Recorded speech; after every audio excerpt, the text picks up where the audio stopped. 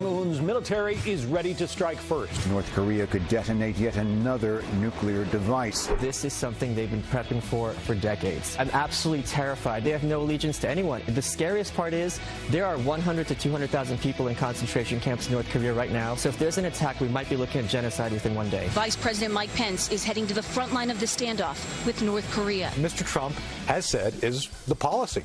We will not stand by and allow for the North Koreans to behave badly. Breaking news from law enforcement officials. They say they have caught a man accused of stealing 18 guns and sending a manifesto to President Trump. Joseph Jakubowski was detained without incident this morning at a campsite about 160 miles west of Milwaukee. ISIS fighters were killed when the United States dropped the mother of all bombs on an ISIS cave complex in Afghanistan. This was the appropriate weapon to use at this time. It's not necessarily a change in rules of engagement. It's a change in perspective. It's a change of intent. North Korea saw this happen. Russia saw this happen. And even the fighters there in Afghanistan, the ones that weren't decimated, some of them could probably throw their guns down and leave. Right, it's actually happening, but this is April 15th, the dreaded day for many Americans. But what's more exciting is John Scott's on the couch. In the house this morning. Love it. We are so excited to have you, John. It is. It's great to be here, but you know, we don't do food on Happening Now. And you guys have such a spread out there. It's true. It smells so good, and I am dying of hunger. Just wait until you see Pete eat it all. Well, we'll have an eating contest maybe, potentially. All I do is eat on the show. It's how I have breakfast. Ribs, you said today. What? Ribs out there today? Barbecue? We're going to help you relax on tax day, not be stressed. But, John, I saw you in the hallway, and I thought, is it 11 o'clock on Monday?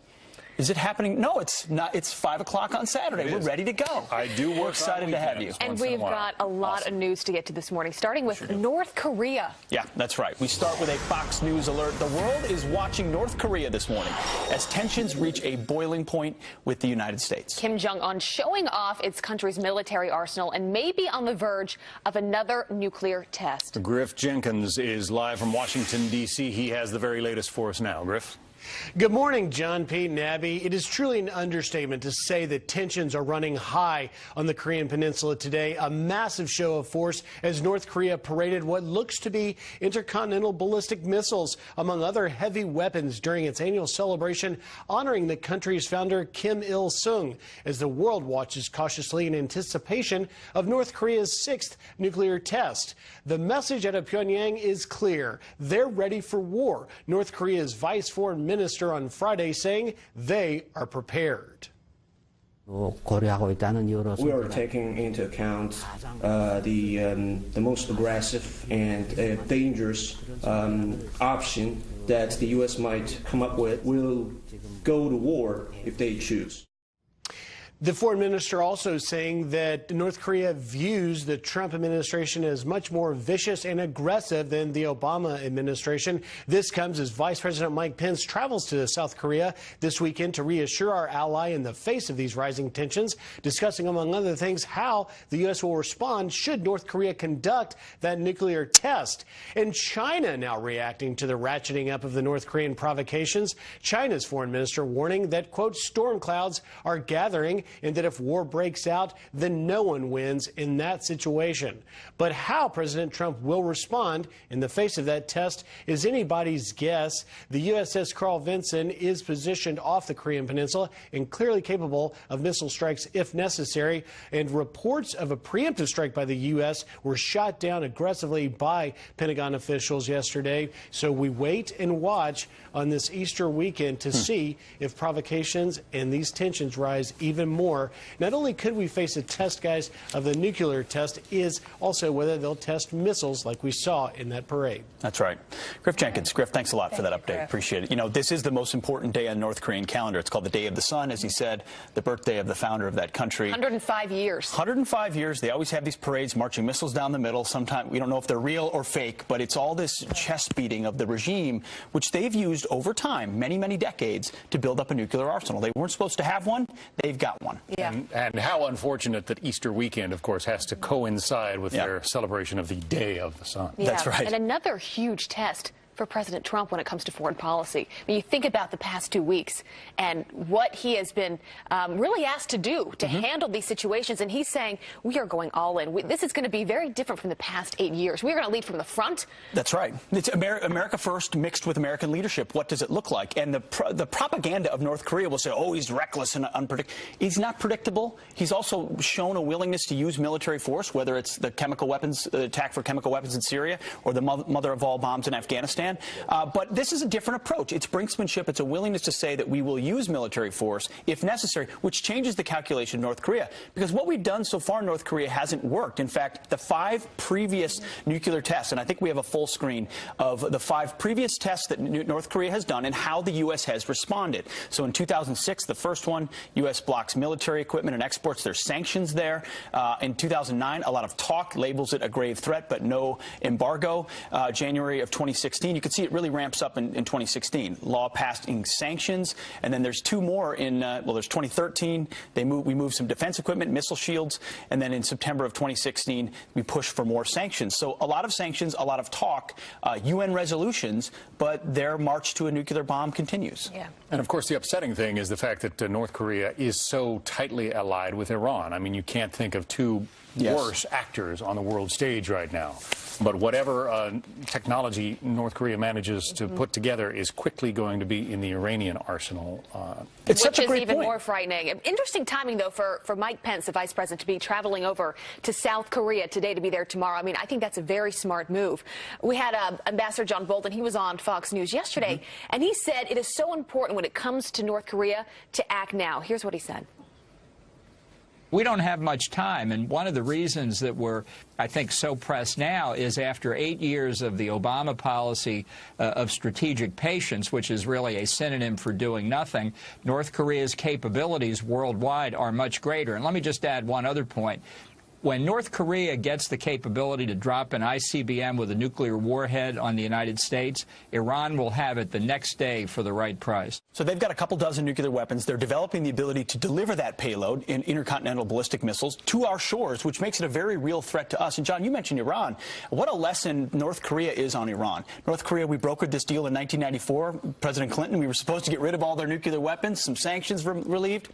Here we are 2 decades later. They're armed and ready to go. Why do we believe that in Iran it would be any different? It's a sobering lesson.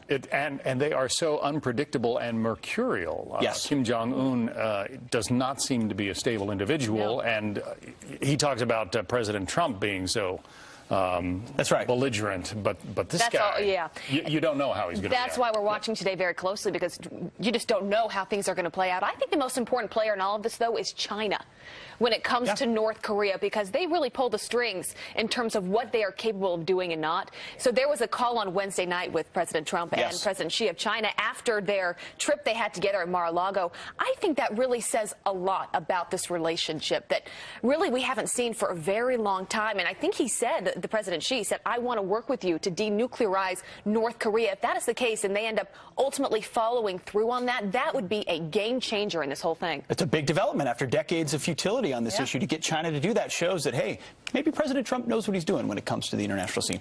Speaking of knowing what we're doing, our military, we're got an update in Afghanistan. You heard about the mother of all bombs dropped in Nangarhar province against an ISIS compound. Well, we originally reported that 36 ISIS fighters were dead. This morning we're learning up to 90 ISIS fighters were killed in the usage of that bomb. So a threefold increase in the amount of ISIS fighters killed in that strike. Turns out it was a hub and a headquarters and a network, and still 0 civilian casualties. General Jack Keane was on the program, was on the channel last night on Hannity. This is what he had to say about the strike. Take a listen. Recall, 3 Secretary of Defenses all had challenges with President Obama in the execution of their duties. Secretary Gates, Secretary Panetta, and Secretary Hagel was fired over it. The issues were the same, micromanaging the military.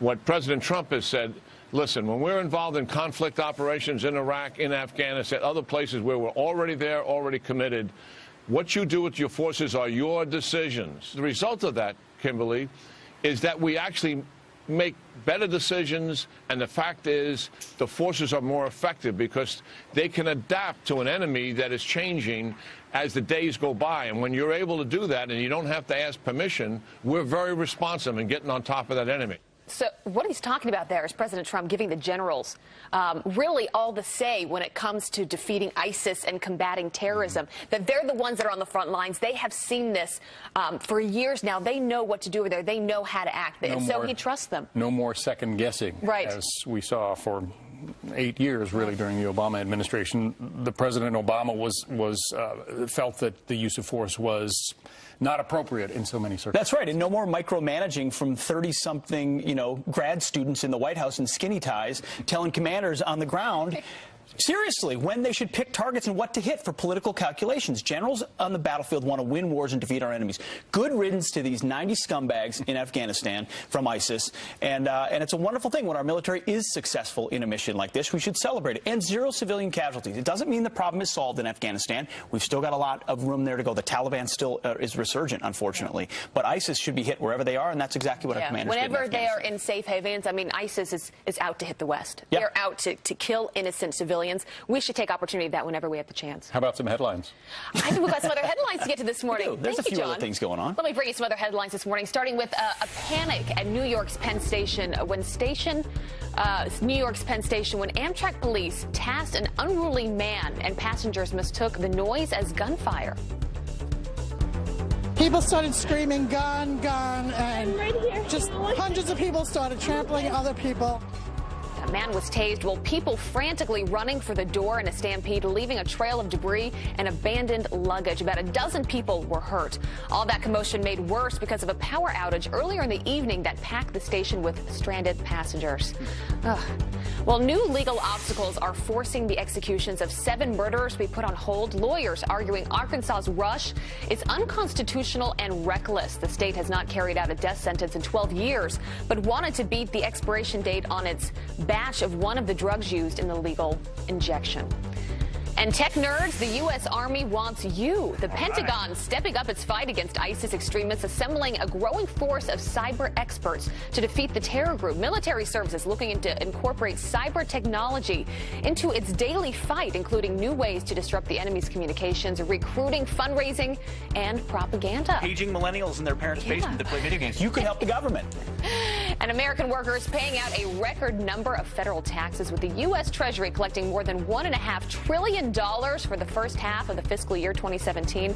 Almost half of the money came from individual income taxes, totaling $695 billion. Wow. But according to the Treasury Department, the Fed still ran a $527 billion deficit during that time. The more they take in, the more they spend. That's right. That's a basic principle. Of money. Indeed. All right. Well, President Trump spending Easter Sunday at Mar-a-Lago, and the outrage from his opponents is deafening. How dare he? Were they this critical of President Obama's weekend plans? We have more on that ahead as Fox and Friends rolls on. That's right, and that's not all they're angry about. Remember when we evaporated nearly 100 terrorists in Afghanistan? The people who want to kill us? Well, apparently that's offensive if you celebrate the death of ISIS terrorists. Dakota Meyer awarded the Medal of Honor by President Obama. He's got some thoughts about that, and he'll be coming up soon.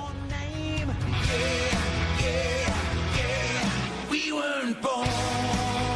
As the standoff between North Korea and the United States comes to a head. Pyongyang threatening war, even the possibility of a cyber attack that could wipe out or a missile attack that could wipe out our electrical grid if we don't back down. Here to react is David Bellavia, U.S. Army veteran, Silver Star recipient, and author of House to House. David, thank you very much for joining us this morning. So first of all, take us inside this regime just for a second. The nature of what Kim Jong-un has surrounded himself with and what they're threatening the United States with. Well, thanks, Pete. I appreciate it. You know, this is a leader who's a very paranoid guy. Majority of his population starving. He's importing French cheese. You know, eats so much of it he has trouble walking. I mean, this is an unstable man. It's an unstable regime. And they have been able, for 3 presidents now, to use the diplomacy and leverage of essentially having the threat of an ICBM and getting what they want. We have a president in Donald Trump who acknowledges that that's no longer going to be acceptable. And, you know, when you talk about an ICBM blowing up. You know, for years and years, the Americans saw North Koreans' missile technology, and in the 60s, we didn't even want to talk about this phenomenon of electromagnetic pulse because we were afraid that we would expose our vulnerabilities of our electric grid to the Soviets.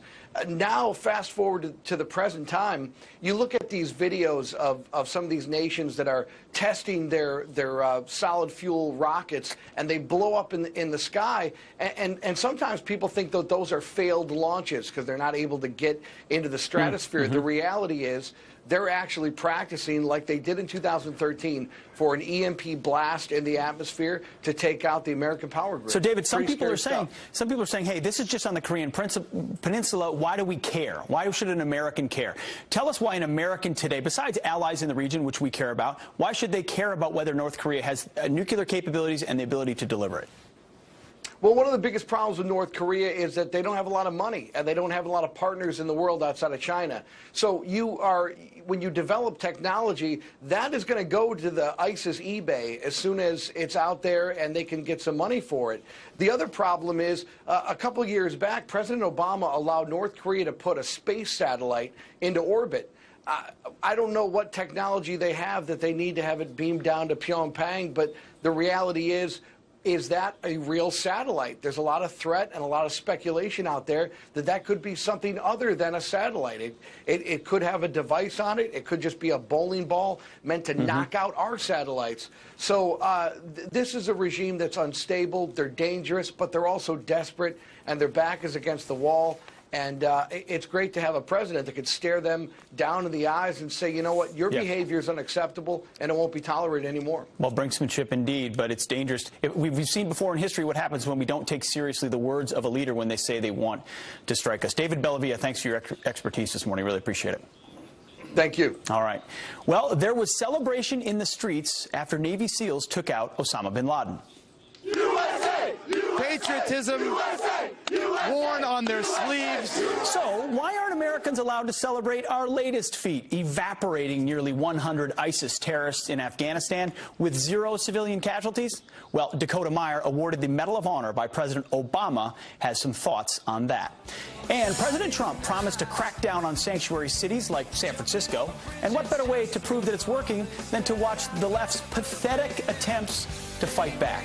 That's next. Headlines. For the first time since Ronald Reagan in 1983, President Trump will speak at the National Rifle Association's annual convention. A spokesman for the NRA says, quote, "We're excited to once again have a president who respects the Second Amendment."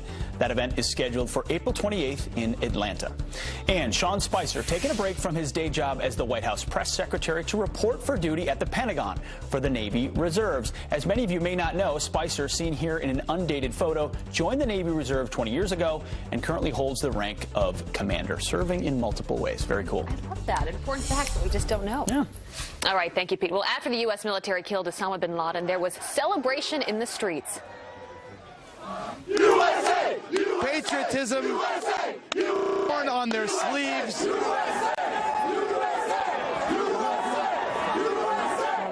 But after the U.S. launched the mother of all bombs and killed almost 100 ISIS terrorists in Afghanistan, there were few cheers. And instead, there was talk that it was too, quote, aggressive. What do you think about that? Let's talk with Dakota Meyer, a Marine Corps veteran, a Medal of Honor recipient who fought in Afghanistan, not far from where that Moab bomb was dropped. He joins us now. Dakota, your thoughts when you first heard what was going on there, the use of this bomb, the first time ever in war? I mean, look, I think that it's great that we're finally doing it. I think it shows that it's a direct reflection of leadership, right? I mean, I think it finally shows that we have an administration that's letting the military do its job. I mean, this region is unforgiving terrain. I mean, you know, it's not like it's a city. It's not like it's a, you know, it's not like there's a, it's unforgiving terrain. It's some of the hardest terrain that I've ever seen in the world. And that's what makes them so successful, and that's why they put obviously their headquarters there, because it is hard to kill. I mean, you take one bomb drop, and it kills 90 of them, I mean, listen, that's a success any day in my book. Absolutely. You know, Dakota, to step back, some people are criticizing, saying, well, we shouldn't celebrate this. Of course, war is difficult. No one celebrates war. But if we can't pat ourselves on the back or our operators or others on the back for killing 90 ISIS terrorists, then what can we, in the context of war, be grateful for? I mean, look, I think that's the exact point of it, right? I mean, we're a team. I mean, we're a team. I mean, look, the U.S. military is America's team. And why can we not celebrate a win on behalf of them? Why do we not celebrate all of it? I mean, you think it doesn't make us as service members feel good and empower us to want to go out and do better things? I mean, how does it make you feel when you celebrate for a team and that team sees that their fans are cheering them on? I mean, it's the same way with the American military. Yeah, Dakota, you have seen firsthand what these terrorists are capable of. You've been there on the front lines. What does this do to the mindset of these terrorists? And also, what does it do to the mindset of our military that are out there fighting against them? Well, I mean, look, the mindset of these terrorists, I mean, look, there's only one solution to them as the problem, and that's exactly more of this happening.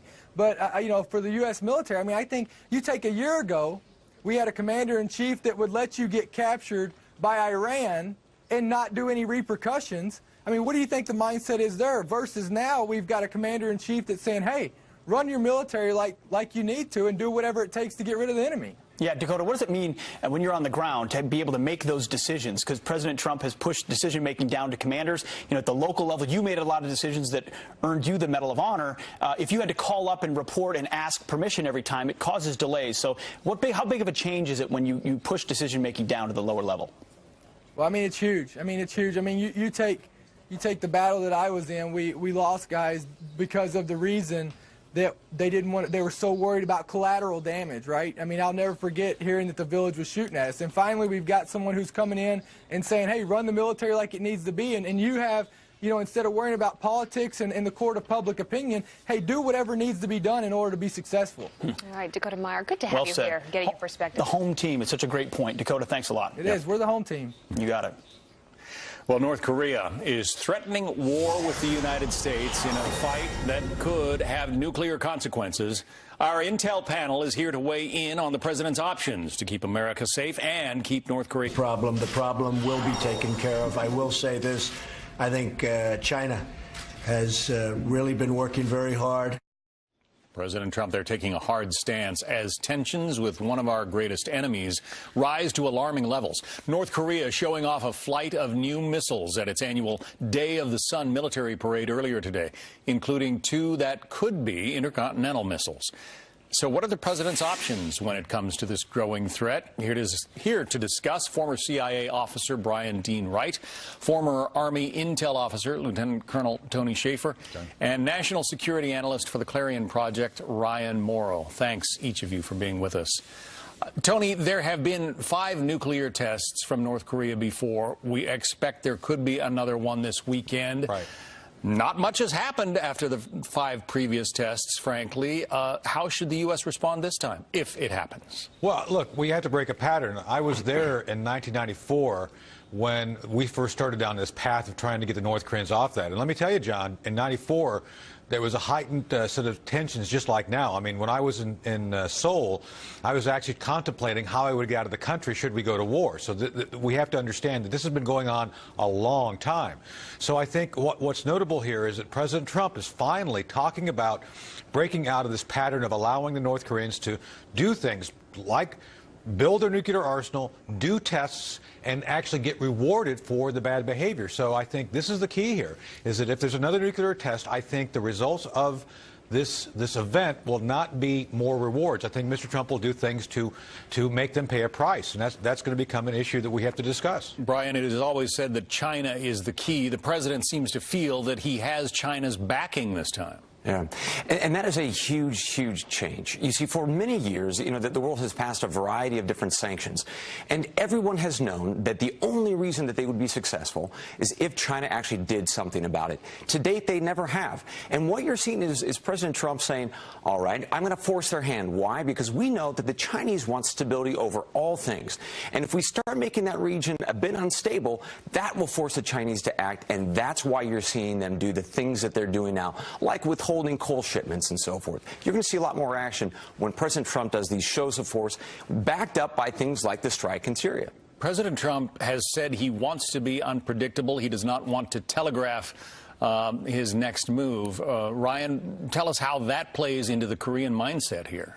Well, look, Trump always called himself a counterpuncher, and now what you are seeing is the arrival of a counterpunching foreign policy. So the problem that he now has is that if he fails to counterpunch this time, then it looks like we back down and our credibility is injured because of that. So some options that Trump, I think, should exercise is declassify the information that links the Iranian nuclear program to the North Korean program so people see them as one entity, and also announce measures to reach the North Korean people so that the regime realizes that the information blockade and the cultish environment that sustains the regime is coming to an end. You're all on camera at this moment, so I want a show of hands. How many of you expect a nuclear test today? Within the next few weeks, let's say that. All right. Few weeks. All right. So within the next few weeks. And the response, Tony, what should it be?